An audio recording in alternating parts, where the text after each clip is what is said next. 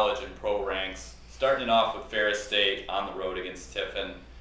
Ferris coming off a huge win at home over Ohio Dominican, where they looked dominant, getting over 600 yards of offense. Is that going to continue against a Tiffin team that's sitting toward the bottom of the GLIAC standings? What do you think, Bob? Yes. I don't know much about Tiffin, I'll be honest, but I know Ferris is on a little bit of a roll here, and the South Division of the GLIAC tend to be weaker than the North Division, and so I'm going to say Ferris is going to roll them much like Ohio Dominican last week. What do you think, Ryan? I think Ferris right now, sitting atop of Grand Valley State, is sitting pretty well. And 0-2 Tiffin is going to welcome in Ferris, and they're going to be surprised to see a great offense, and Ferris is going to win. Ferris showed great balance last week. I agree with both of you guys. I think they're going to roll even on the road. They do have to prove that they can play well on the road, and I think that's going to be a big determining factor on how Ferris finishes this season. I've got them winning big, though. Michigan at home for the fourth consecutive week against San Diego State.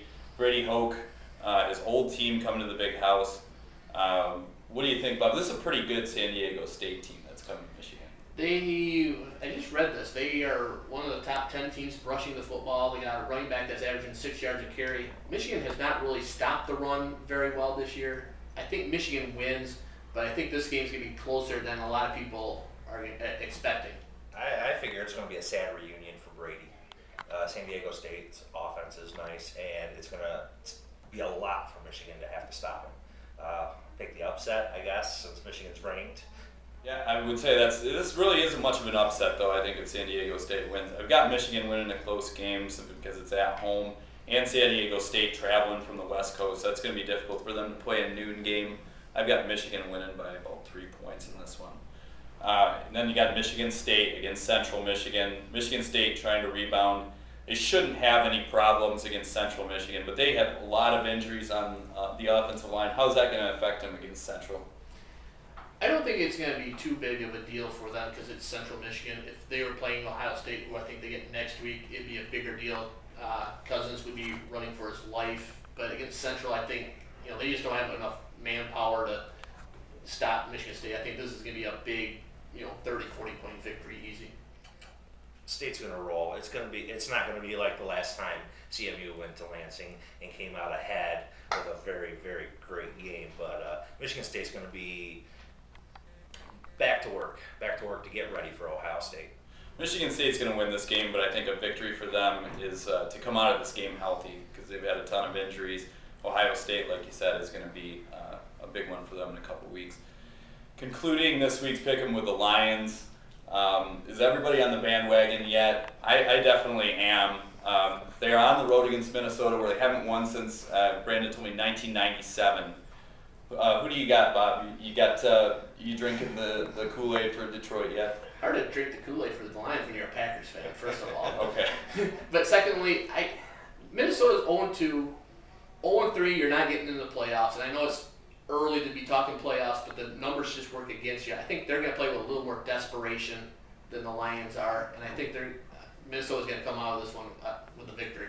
Bandwagon is going to run another week at least until its wheels start ricketing around. They haven't been favored there for 30 years. They haven't won since 97, but it's a new Lions team.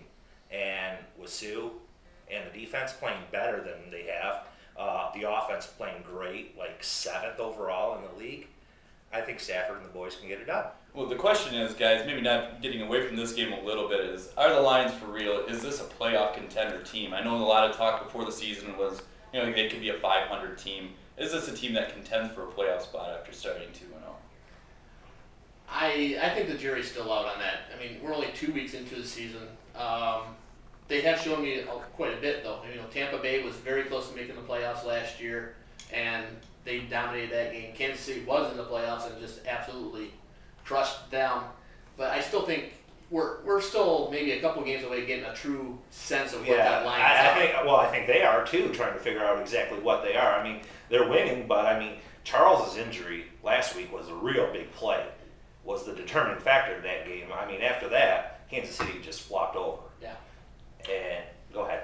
Yeah, I think I'm going to go on a limb and say if Stafford stays healthy for the entire season, this is a playoff team. I'm going to go on a limb. I really think that this is a quality football team. There are some holes still, and they're not an elite team, but I do think that they can contend for a wild card playoff spot.